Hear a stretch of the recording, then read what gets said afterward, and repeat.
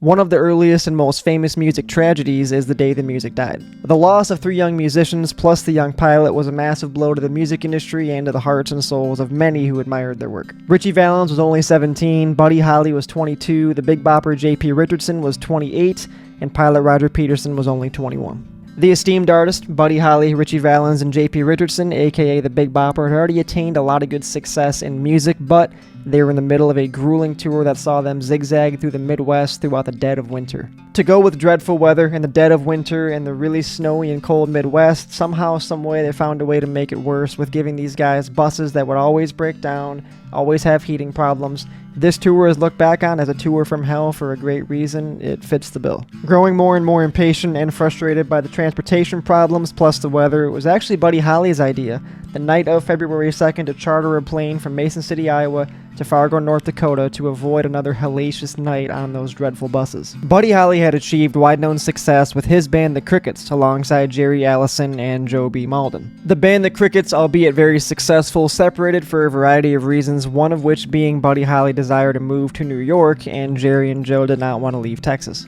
Buddy Holly now had some financial issues due to some miscommunication with him and his former manager Norman Petty. Buddy chose to take this tour, the Tour from Hell, as a way to make some quick cash as he needed it for himself and his now pregnant wife.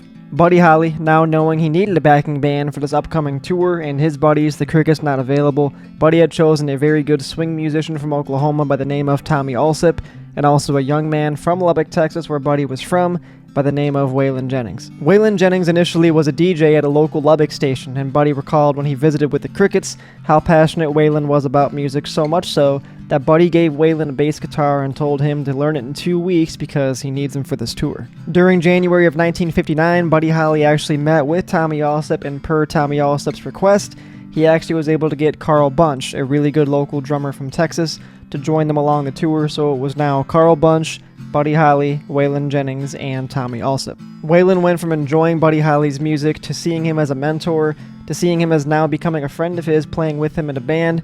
You can imagine Waylon Jennings was on cloud 9 playing with Buddy throughout the whole tour.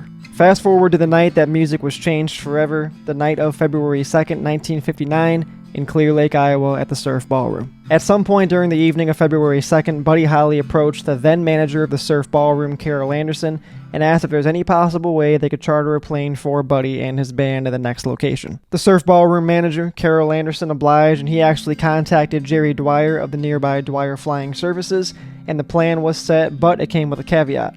It was 1 pilot and 3 people. Buddy was one of the passengers. Now we gotta find out who were the other 2 gonna be. Now surely you would think if Buddy chartered the plane it would be him and his band, and you would be right.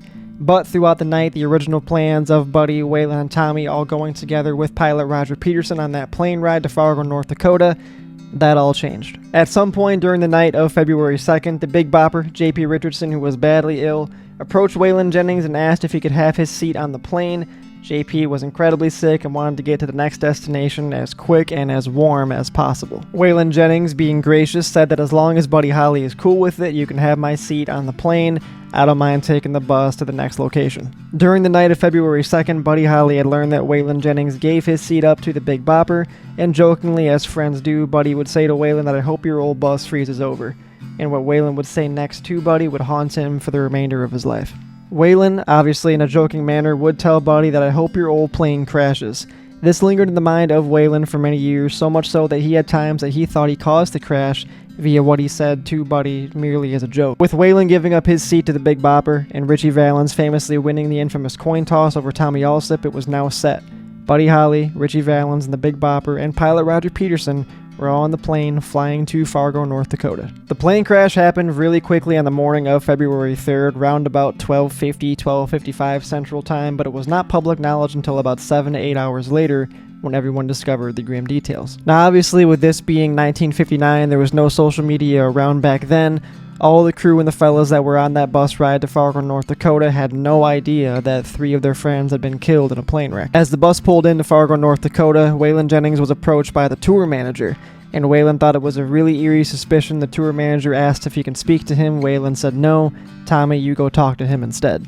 Waylon's suspicions were indeed correct, as Tommy Allsup not long afterwards walked into the hotel that Buddy was supposed to stay at asked the receptionist for a room next to Buddy, in which she answered, "You didn't hear the news.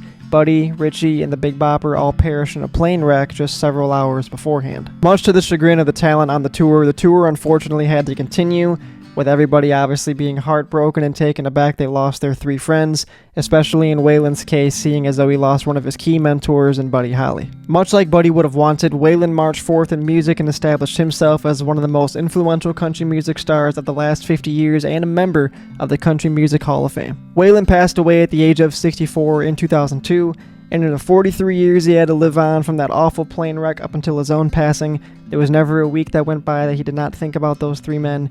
He always kept those 3 men with him for the remainder of his life.